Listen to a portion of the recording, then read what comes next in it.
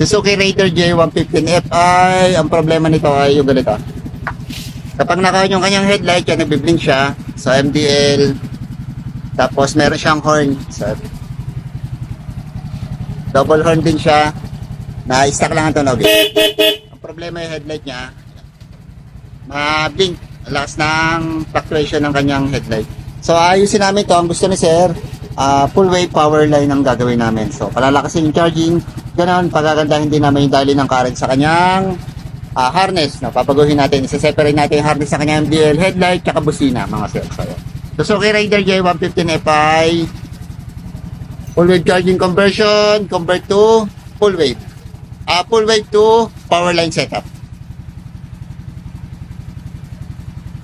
A few moments later. Start natin. So ayan, kanina pag umaandar siyang ganyan, naka-idling, ang lakas ng vibrate ng kanyang headlight. So ngayon, ayan, okay na. So ayan, kita rin naman ni sir nung nagpagawa na nagbago yung kanya. Buksan natin yung kanyang MDL. So low. So ayan, bukas MDL.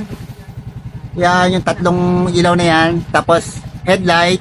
So wala fluctuation na nangyayari sa kanyang headlight. So maayos na. So yan ang nagagawa ng power line, no?